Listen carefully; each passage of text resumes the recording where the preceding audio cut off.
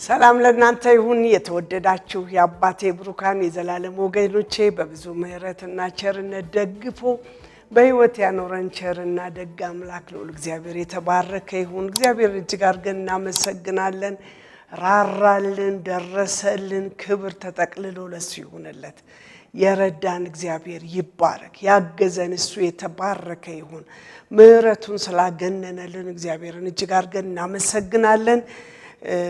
ታቹ ሮማን ነኝ። እንደምታውቁት የሁለተኛ ጴጥሮስ መጽሐፍን ጀምረናል። ብዙዎቻችሁ በሚያበረታታ መንገድ አብራችሁን እንዳላችሁ እየነገራችሁን አላችሁ። የጸሎት ርዕሶቻችሁን የምትልኩ በተለይ በጽሁፍ ሜሴጃችሁን ብታስተላልፉልን ደስ ይለናል። በማህበራዊ ሚዲያ የምትጠቀሙ ወገኖቻችን ለሌሎችም እንዲደርስ አድርጉ። እናንተም በዚሁ አስተያየታችሁን እንድትሰጡን እንዳስፈላጊነቱ ደግሞ አብረን እንድንጸልይ መልእክቶቻችሁን ብታስቀምጡ ከጌታ በተቀበልነው አደራ መሰረት አብረን እንጸልያለን። ምክንያቱም እኛ ባለዕዳ እንድንሆን አንፈልግም። ምንጸልየው ስለምንችል አይደለም። ነገር ግን አንድ ቃል እንታመናለን።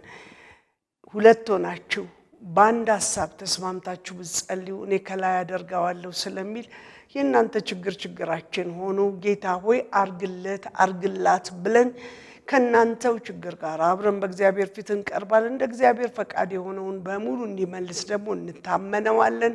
እናንተም ስለኛ መጸለያችሁን አታቁሙ ማለት ወዳለሁ። ተባረኩልኝ። እንጸልይና እንጀምራለሁ። የአባቶች አምላክ ትልቅ እግዚአብሔር ባለብዙ ምህረት ደግነት ቸርነትን ያገነንክልን አንተ ትልቅ ጌታ ዛሬም ካንተ ልንማር ካንተ ልንሰማ በምህረት ተደግፈን ቆመናልና እናመሰግናለን። እንደ ቸርነትህ እንደ አምላክነትህ እንደ አባትነትህ እንደ ክብርህ መጠን ልክ አስበናልና ክብር ተጠቅልሎ ላንተ ይሁን። አሁንም ጌታ ሆይ ካንተ ልንሰማ ባንተ ፊት አለን። የእውነት መንፈስ ወደ እውነት እንድትመራን ይኸው በፊትህ ተገኝተናል። ጅበኛ ላይ ትሁን። መልካምነት ያገኘን በሁሉ ክብር በኢየሱስ ስም ጸለይኩ፣ አሜን። ክብር ለእግዚአብሔር ይሁን። እግዚአብሔርን እናመሰግናለን። የጀመርነው ትምህርት ሁለተኛ ጴጥሮስ ምዕራፍ 1 ላይ ነን ያለነው። በጌታ ስም አነብና ቀጥላለሁ። የኢየሱስ ክርስቶስ ማነበው በመደበኛውና በአዲሱ ትርጉም ነው። የኢየሱስ ክርስቶስ አገልጋይና ሐዋርያ ስምዖን ጴጥሮስ በአምላካችንና በአዳኛችን በኢየሱስ ክርስቶስ ጽድቅ በኩል እንደተቀበልነው አይነት ክብር እምነት ለተቀበሉ እግዚአብሔርና ጌታችን ኢየሱስን በማወቅ ጸጋና ሰላም ይብዛላችሁ። በገዛ ክብሩና በበጎነቱ የጠራንን እርሱን በማወቅ ለሕይወትና ለእውነተኛ መንፈሳዊነት የሚያስፈልገንን ሁሉ የመለኮቱ ኃይል ሰጥቶናል። ከክፉ ምኞት የተነሳ በዓለም ካለው ምግባረ ብልሹ ሕይወት አምልጣችሁ ከመለኮታዊ ባህሪ ተካፋዮች እንድትሆኑ በእነዚህ ነገሮች አማካኝነት እጅግ ታላቅና ክብር የሆነው ተስፋ ተሰጥቶናል ይላል። እስከዚህ ክፍል ያለው ይበቃኛል። ጌታ ቢፈቅድ የሚቀጥለውን ቁጥር ቀጥለን እናያለን። ባለፈው ሳምንት የተመለከትነው ቁጥር 3 ላይ ያለውን ሐሳብ ነበር በተለይ በደንብ አስምረን የተመለከትነው። በገዛ ክብሩና በበጎነቱ የጠራንን እርሱን በማወቅ ለሕይወትና ለእውነተኛ መንፈሳዊነት የሚያስፈልገንን ሁሉ የመለኮቱ ኃይል ሰጥቶናል ይላልና ምንድነው የተሰጠን? ከላይ ከገዛ ክብሩ በምህረቱ ያደረገልን በጎነቱ የሰራልን የተጠራንበት መጠራት ምንድነው ብለን ስንል ባለፈው ተመልክተናል። ዋናው ልጅነት የሱ መሆን ዘላለማዊ ርስት ማግኘታችን እርሱን ለመኖር ደግሞ የሚሆን ለሕይወትና ለእውነተኛ መንፈሳዊነት የሚያስፈልገንን ሁሉ የመለኮቱ ኃይል ተሰጥቶናል ይላል። መንፈሳዊው ኃይል የተሰጠን ወይም መንፈስ ቅዱስ ለኛ የተሰጠን ምን ለማድረግ ነው? እውነተኛ ክርስትናና ህይወትን መኖር እንድንችል እንደሰጠን ነው ባለፈው ሳምንት ስንመለከት ነበር። ህይወት ተሰጥቶናል።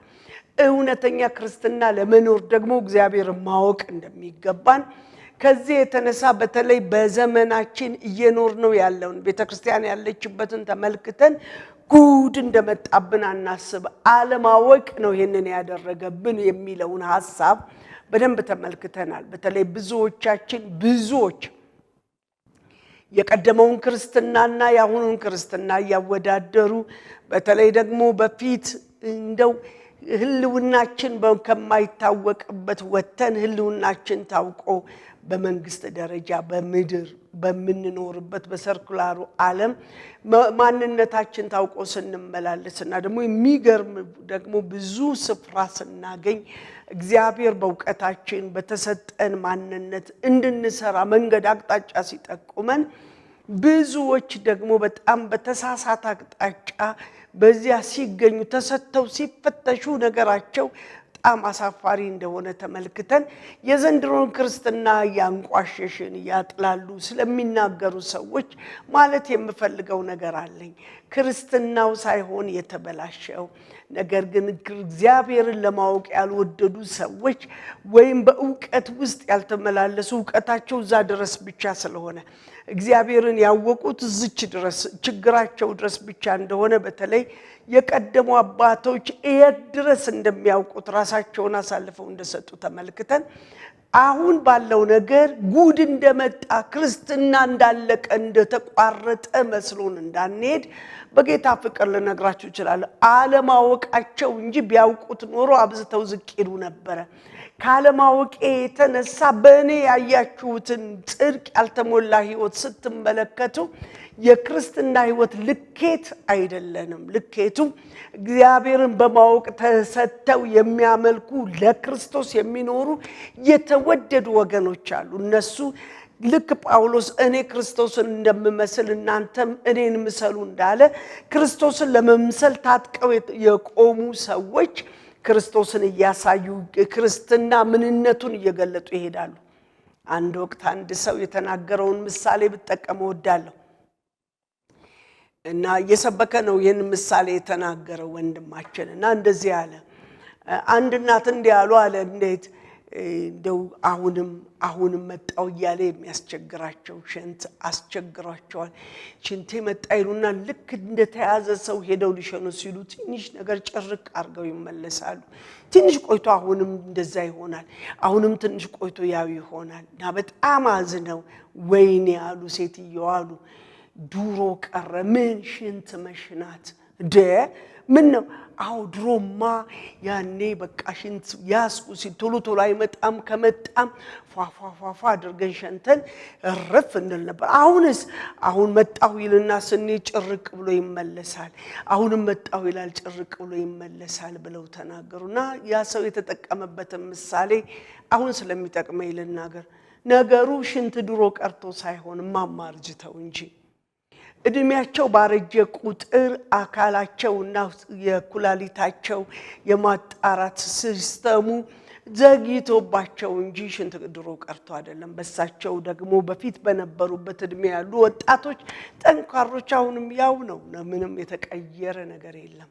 ነገር ተቀይሮ አይደለም። ክርስትና ተቀይሮ አይደለም። መጽሐፍ ቅዱስ የሚያስተምረው ትምህርት ተቀይሮ አይደለም። ህይወት ተቀይሮ አይደለም። እግዚአብሔር የተናገረው ልንኖርለት የተገባው ህይወት ተቀይሮ አይደለም። እኛ ከውስጡ ደክመን እንጂ እኛ አርጅተን እንጂ እኛ መትጋት አቅቶን እንጂ ክርስትና እኛ እሱን ለመረዳት እግዚአብሔርን ለማወቅ ፍላጎታችን ታስቶ እንጂ ነገር ቀርቶ አይደለም። አርጅቶ አይደለም። ክርስትና አላረጀም። በአባቶች ዘመን እንደነበረ ዛሬም ያው ነው፣ ወደፊትም ያው ነው። ሊመጣ ያለውን እኮ ጳውሎስ የናፈቀው ነገር እዚህ ምድር ካስተሳሰረ ነገር ይልቅ አብዝቶ በተረዳው ቁጥር ይህንን ምድር እየናቀ ወደ ላይ በወጣ ቁጥር ከፍ ባለ ቁጥር የሚበልጠውን ለማየት ለዚህ ነው እኮ ወደፊት እጆቼን ይዘረጋሉ ገና እንደያዝኩት አልቆጥርም ማለት አንተ ልብስ እኮ በሽተኛ ይፈውሳል ምን ነካ? አንተ እኮ ስትናገር የሞተን የሚያስነሳ ጉልበታም የሆነ ፓወርፉል የሆነ ማንነት አለ። አንተ እኮ ስለ ክርስቶስ የሚያክል ዋጋ ከፍለሃል። አንተ እኮ እስከ ሶስተኛው ሰማይ ድረስ ተነጥቀሃል። ክብሩን ተመልክተሃል፣ ማዳኑን አይተሃል። ገና እኮ ሲጀመርም እኮ በኃይለኛ ክብሩ በተገለጠ ድምፅ ጨለማህን አብርቶልህ እኮ ነው። እንዲህ ምን ነካ ሲባል ገና ነው አለ። ገና እጆቼን ለመያዝ ዘረጋለሁ፣ ወደፊት ነው የምዘረጋው። እዚህ ጋር ያልቅም ነገር ያለ ጳውሎስ ገና ነኝ ካለ እኔና እናንተማ በጣም ሩቅ ነን ማለት ነው። ወገኖቼ ምናልባት ልትኖሩ ትችሉ ይሆናል በዚህ መሃል። እኔ የሰውን ልክ ስለማላቅ ግን አንድ እርግጠኛ ነገር ልንገራችሁ፣ ክርስትና አላረጀም፣ ህይወት አላረጀም።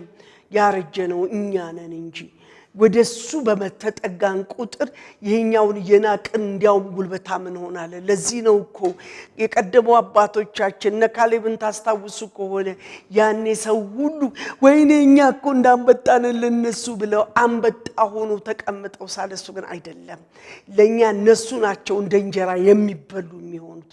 እኛ እኮ ብርቶች ነን፣ እኛ እኮ አምላክ ያለን ነን፣ እኛ እኮ እግዚአብሔር ከኛ ጋር ነው፣ የተናገረውን የሚፈጽም ነው ብሎ ታመነ ገና በ45 ዓመቱ። ከ40 ዓመት በኋላ እንዲህ ብሎ ለካሌብ ይነግራል፣ ለኢያሱ ይነግራል። ሰማኝ ያለው እሾሃማውን ምድር የሚወርስ አንተ ተቸገርክ፣ እዛ ምሽጎ የበዛ ስለሆነ እሱን የሚወርስ ተቸገርክ። እኔ እኮ ከዚህ ህዝብ ይልቅ የገባ አምላክ አለኝ። ምን አምላኬን አውቀዋለሁ። ምንም እንኳን አሁን እድሜ ሽማግሌ ቢሆንም አሁን ካሉት ይልቅ ያረጀው ቢሆንም ገና ጉልበታም ነኝ። ለምን አምላኬን አውቀዋለሁ። እነዛን ትልልቅ ረጃጅሞች እንደ እንጀራ አድርጎ እንደሰጠኝ እሾሃማውን ተራራማውን ምሽግ የበዛበትን ለመያዝ ችግር የለብኝም ማለት። ለምን አውቃለሁ፣ ኃይሉን አውቃለሁ፣ ጉልበቱን። እኔ ያረጀው ቢመስልም እግዚአብሔር አላረጀም። አሁንም ዕውቀቴ፣ እምነቴ፣ መታመኔ ወደሱ መመልከቴ ጉልበታም ነው አለ። ስሙኝ ወገኖቼ፣ ዛሬም እግዚአብሔር እርሱ በልጁ በኢየሱስ ክርስቶስ የሰጠንን እውነት በመታመን ስንጨክን ብርቱ የሆነው እሱ፣ ኃያል የሆነው እሱ ዘላለማዊ ነው፣ አላረጀም። ስለዚህ እርሱን በማወቅ እውነተኛ ህይወት እንድንኖር ይለንና ቁጥር 4 ለመልከተው ከክፉ ምኞቱ የተነሳ በዓለም ካለው ምግባረ ብልሹ ህይወት አምልጣችሁ ከመለኮታዊ ባህሪ ተካፋዮች እንድትሆኑ በእነዚህ ነገሮች አማካኝነት እጅግ ታላቅና ክብር የሆነው ተስፋ ተሰጥቷችኋል። ስሙኝ ይላችኋል። እናንተ ዛሬ የመጣችሁት ከየት እንደሆነ እወቁ። ዝም ብለን በቃልን የበቀልን አይደለንም። ይልቁኑ በፊት እንኖርበት የነበረው ኑሮ አለን። ለዚህ ነው በተለይ የኤፌሶን መጽሐፍ በዚህኛው በቀደመው ትርጉም ላነበው እወዳለሁ። ኤፌሶን ላይ እንዲህ ያለ ይነግረናል። ሃሌሉያ። በኤፌሶን መጽሐፍ ላይ ምዕራፍ 4 ላይ ያለውን ሐሳብ ነው የማየው። እንደዚህ ብሎ ይናገራል። ከላይ ጀምሮ ያለውን ላነበው ከ17 ጀምሮ እንግዲህ አሕዛብ ደግሞ በአእምሯቸው ከንቱነት እንደሚመላለሱ ከእንግዲህ ወዲህ እንዳትመላለሱ እላለሁ፣ በጌታም ሆኜ እመሰክራለሁ። እነርሱ ባለማወቃቸው ጠንቅ፣ በልባቸው ደንዳናነት ጠንቅ ልቦናቸው ጨለመ፣ ከእግዚአብሔር ሕይወት ራቁ፣ ደንዝዘውን በመመኘት ርኩሰትን ሁሉ ለማድረግ ራሳቸውን ወደ ሴሰኝነት አሳልፈው ሰጡ። እናንተ ግን ክርስቶስን እንደዚህ አልተማራችሁም፣ በእርግጥ ሰምታችሁታል እና እውነትም በኢየሱስ እንዳለ በእርሱ ተምራችኋል። ፊተኛ ኑሯችሁን እያሰባችሁ እንደሚያታልል ምኞት የሚያጠፋውን አሮጌውን ሰው አስወግዱ፣ በአእምሯችሁ መንፈስ ታደሱ፣ ለእውነት በሚሆን ጽድቅና ቅድስና እንደ እግዚአብሔር ምሳሌ የተፈጠረውን አዲሱን ሰው ልበሱት ይላል። ድሮ ትኖሩበት ነበር እያለ ደግሞ ይነግራቸዋል። አስቀድሞ ይላል ምዕራፍ 2 ላይም ስትመለከቱ እንዲህ ይላቸዋል። በበደላችሁና በኃጢአታችሁ ሙታን ነበራችሁ፣ በእነርሱም በዚህ ዓለም እንዳለው ኑሮ በማይታዘዙት ልጆች ላይ አሁን እንደሚሰራው መንፈስ አለቃ እንደሆነው በአየር ላይ ስልጣን እንዳለው አለቃ ፈቃድ በፊት ተመላልሳችሁባቸዋል።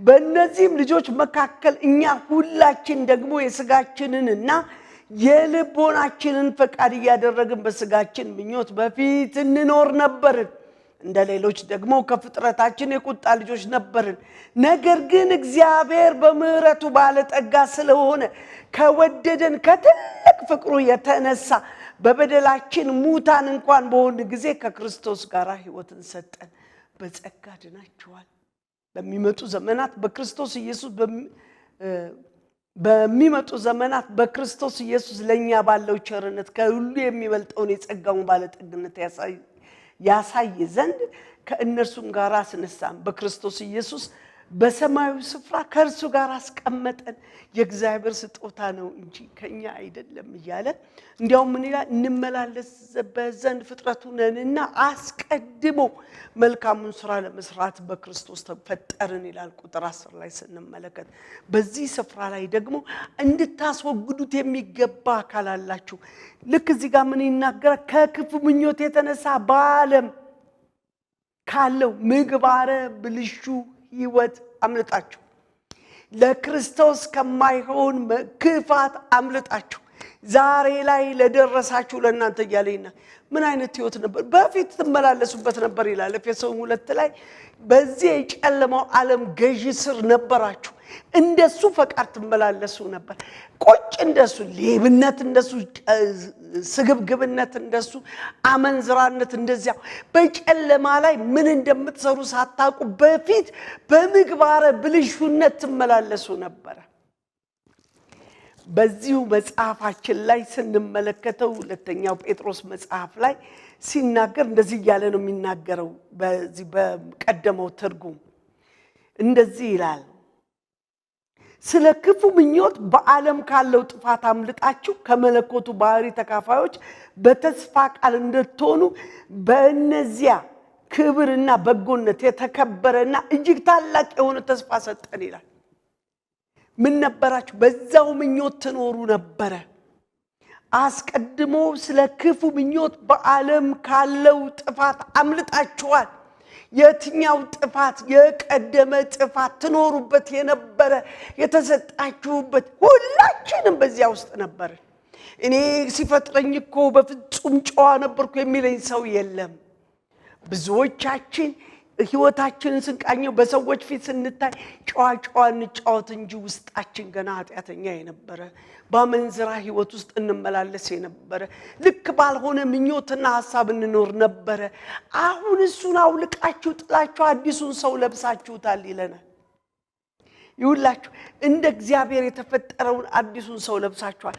ለዚህ ለመጥፎውን ምኞት ለዚህ በከክፉ ምኞት የተነሳ በዓለም ካለው ምግባረ ብልሹነት አምልጣችኋል እውን አምልጠናል ይሄ ነው ክርስትና ይሄ ነው አዲስ ውልደት ይሄ ነው የዳናችሁበት እውነት መጀመሪያ በጨለማ ነበራችሁ አሁን ወደሚያስደንቀው ብርሃን አምልጣችሁ ወጣችኋል ድሮ የነበራችሁበት ሕይወት አይደለም መታወቂያችሁ ቆም ብለን ራሳችንን እንፈትሽ እውን የብልሹ ማንነት በኔ ሕይወት አለ ወይንስ የለም ነው ትልቁ ቁም ነገር እኔ ወዴትኛው ነኝ ያለሁት እውነት አምልጠናል ነው ወይንስ ተታከን ነው ምንኖረው ተላብሰን ነው ወይ ምንኖረው አስመስለን ነው ወይ ምንኖረው ይሄ የትም አያደርሰን ይሄ ምዕራፍ አያሻግርም ይሄ እልፍ አያደርገንም ተመሳስሎ የምንኖረው ሕይወት እልፍ የሚያደርግ አይደለም እናስ ያንን አውልቃችሁ አዲሱን ሰው ልበሱት እያለ ነው የተናገረን ያለው ይህንን ክፉ የሆነው ማንነት እኛ የነበርንበትን ማንነት አውልቀን እንድንሄድ ደግሞ ይናገረናል በፊት እንዲህ ነበርን አሁን ግን አይደለንም አሁን ልንኖር ከተገባ የምንኖርበት እውነት ይሄ ነው እያለ ይነግረናል የመጀመሪያው አኗኗራችንን እንቀይር ነበርን ሁላችን ነበርን የኤፌሶን መጽሐፍ ሲናገር ጳውሎስ አስቀድማችሁ ትኖሩበት የነበረ ምግባረ ብልሹ ማንነት ከየት የተነሳ ከዚህ ዓለም ገዥ ምን ይለዋል በማይታዘዙት ላይ አለቃ እንደሚሰራ መንፈስ አለቃ እንደሆነው በአየር ላይ ስልጣን እንዳለው አለቃ ፈቃድ በፊት ተመላልሳችኋል ይሄ በፊት የነበርንበት ምግባረ ብልሹነት የመጣው ከዚህ ዓለም ገዢ ከጨለማው መንግስት ጋር አብረን የኖርንበት ኑሮ ነው ተናብሰን ነበርን፣ በጨለማ ነበርን። የአንደኛ ጴጥሮስን ስናጠና ምዕራፍ 2 ላይ ስንመለከት ይው ምን ነበር ይላል? የምህረት አምላክ ልዑል እግዚአብሔር የማዕዘን ራስ የሆነውን ድንጋይ የሆነውን ክርስቶስን ሰጥቶን ነበር። በሱ የሚያምን አይሰናከል። ለማያምኑ ግን ለነሱ በዚህ እንዲቀሩ ሆኖባቸዋል። በቃ እንዳያምኑ የተተዉ ናቸው። እናንተ ግን እርሱን በማመን ክብር አግኝታችኋል። ከጨለማ ወደሚደነቀው የእሱ ብርሃን፣ ለሰው ያልገባ ለአዋቂዎች መረዳት ያልቻለ ጠቢባን ያላወቁት አንድ ወንድም ያለኝን ከዚህ በፊት ነግሬያቸዋለሁ። ኤሮፓ ሀገር ውስጥ ነው። እድሉን አገኘ። ከአምባሳደሩ ጋር ቁጭ ብሎ ራት እየበላን ስለ ክርስቶስ ላወራው ሞከርኳልና ግራ ገባው። ማን ነው እሱ አለኝ አለ። እንዴ አንተ አታውቅም እንዴ? ኢትዮጵያን የምታክል ምድር ወክለ የመጣ የኢትዮጵያን ነገር ልትገልጥ የመጣ ሰው እንዴ ክርስቶስ አይገባም? እኔ መሀይሙ የገባኝን ተደነቅኩ ብሎ ነገረኝ። አያስደንቃል። ትልቅ የምንላቸው ሰዎች ምናልባት የእውቀት ጥግ የምንለው ፕሮፌሰርነት ከዛ ምን እንደሚቀጥል አላውቅም። ነገር ግን እነዚያ ያልበራላቸው ለኔና ለናንተ በራ። ከዚህ ቀደም ብያቸዋለሁ። ተደንቄ ታላላቆቼ እናውቃለን ያሉ ቀድመውኝ ገንዘብ የመነዘሩ ቀድመውኝ ትልልቅ ቦታ የደረሱትን አየሁና ከነሱ ይልቅ እኔ ሲበራልኝ ክርስቶስ ሲገባኝ ያሉበት ጨለማ ዛሬም እዛው እንዳሉ ሲገባኝ ናቅኳቸውና እኔ ትልቅ የሆንኩ መሰለኝ። አንደኛ ቆሮንቶስ ላይ ሄጄ ስመለከት የዓለምን ትልቅ ነገር ሊያሳፍር ትንሽ ነገር መረጥ አለኝ። ውይ ነው እንዴ? ይልቅ ከነሱ ጋር አብዝቼ ትንሽ ስለሆንኩ ነው ለካስ የተገለጥክልኝ። እንዴት አወቀች ብለው ራሳቸውን እንዲፈትሹ እኔን ትንሿን መረጠኝ። ኢየሱስ ያድናል። ተገባኝ፣ በራልኝ። ስለዚህ ነው እንጂ ሁላችሁንም በጨለማው ዓለም ገዢ ስር ነበርን። እነሱ የሚያደርጉትን ምግባረ ብልሹነት እናደርግ ነበር። የሚያሳፍረው ግን ዛሬም ክርስቶስ በርቶልን በዚሁ ምግባረ ብልሹነት መገኘታችን ነው እንጂ ከዚያ ህይወት እኮ ነው የወጣ ነው። እንዴት ያሳፍራል! ዛሬ መልሰን ተሳዳቢዎች፣ ዛሬ መልሰን ሴሰኞች፣ ዛሬ መልሰን ቀማኞች ስንሆን ክርስቶስ አልገባንም። ክርስቶስ የገባው ሰው አብዝቶ ከየት እንደመጣ ይገባዋል። ስለዚህ አያደርግም፣ አይነካካም። አንድ እናት እንዲያለች፣ አዎ ክርስቲያን ማለት ምን የሚያደርግ ኃጢአትን የሚሰራ ግን በኃጢአቱ ንስሐ የሚገባ ነው አለች። ኃጢአትን ሰርቶ ንስሐን የሚያውቅ ነው። ኃጢአትን ለመስራት የተዘጋጀ ሳይሆን ሊወድቅ ይችላል፣ ሊስት ይችላል፣ ግን ቶሎ ንስሐ የሚገባ ነው። አባቱን የሚያውቅ አረማረኛ ጠፋሁ የሚል አስጥለኝ የሚል ወደ አምላኩ የሚጠጋ የከበበውን ቶሎ ለማራገፍ የሚቸኩል በተለይ እግዚአብሔርን ያወቀ ሲመጣ ያለበትን እስራት ትስስር ድሮ መልካም ነው ችግር የለም ይለው የነበረውን እየተጸየፈ መራመድ የሚቸኩል ነው። ክርስቲያን ይሄ ነው። ታዲያ ቀድሞ በነበረ ምግባረ ብልሹነት ዛሬ ከተገኘ ስናሳዝን ጳውሎስ ግን ሲናገር በኤፌሶን መጽሐፍ ይውላችሁ እንዲህ ነበራችሁ፣ በፊት እንደዚህ ነበራችሁ ይልና ከቁጥር 22 ጀምሮልን በእርሱም ተአምራችኋል። ፊተኛ ኑሯችሁን እያሰባችሁ እንደሚያታልል ምኞት የሚጠፋውን አሮጌ ሰው አስወግዱት። ምግባረ ብልሹነታችሁን አስወግዱት እና ምን አድርጉ ይላል። ከዛ በኋላ እሱን አስወግዱ፣ አሮጌውን ሰው አስወግዱ፣ በአእምሮአችሁ መንፈስ ታደሱ፣ ለእውነትም በሚሆን ጽድቅና ቅድስና እንደ እግዚአብሔር ምሳሌ የተፈጠረውን አዲሱን ሰው ልበሱ። ምግባረ ብልሹን አስቀምጡትና በእግዚአብሔር ለእግዚአብሔር የተለየ ለንስሐ የሚናፍቅ የሚቸኩል ማንነት ይኑራችሁ። አዲሱ ሰው ኃጢአተኛነቱን እያወቀ የኃጢአት ስርየት ወዳገኘበት ወደ ክርስቶስ ይጠጋል። እየቀረፈ እያወጣለት ወደዚያ ውብ ወደሆነ ወደ እግዚአብሔር ፈቃድ ያልፋል። ስለዚህ ክርስቲያን ኃጢአቱን የሚናዘዝ ንስሐ የሚገባ ነው። ስለዚህ ከቀደመው ምግባረ ብልሹነታችን ያወጣንን ጌታ እናመስግነው። ዛሬ ካለንበት እንድንወጣ ዙሪያችንን እንፈትሽ። እግዚአብሔር ይረዳናል። እንጸልያለን። ሃሌሉያ።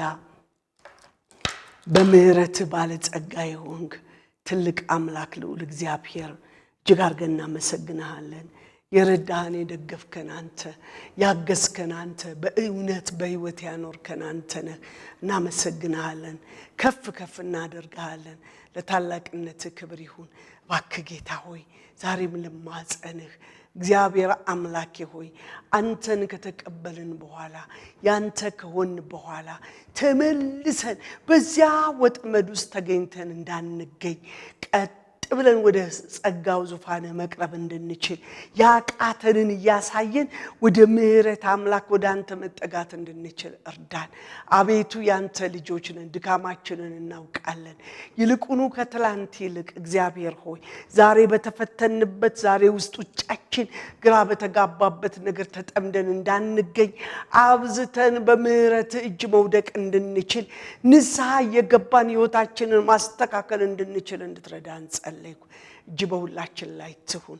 ግራ ተጋብተው ያሉ እንዴት እንደሚጥሉ ያቃታቸው እንዴት አምልጠው መሮጥ እንደሚችሉ ግራ ለተጋቡ ለወገኖቼ ዛሬ የምህረት እጅ እንድትደርስላቸው ጽድቅህ እንዲዘረጋላቸው ወደ እውነት እንድታስጠጋጋቸው በስምህ ጸለይኩ። በነገር ሁሉ ክበር ጌታ ሆይ አግዘን ግፈን ከዚህ አንተን ደስ ካላሰኘ ከክፉ ምኞትና ሐሳብ አምልጠን ያንተ ሆነን ባንተ ተሰውረን እንድናልፍ እርዳን። በነገር ሁሉ ክበር ከፍ እናረጋለን። ሕያውና ጻድቅ በሆነው በልጅ በኢየሱስ ስም ጸለይኩ፣ አሜን። ሃሌሉያ። እግዚአብሔር አምላክ ምድራችንን ኢትዮጵያን ኤርትራን ምድር ይባርክ። ያመጻን ጉልበት እምቢ የምንልበት ጸጋ ይብዛልን። ኢየሱስ ያድናል።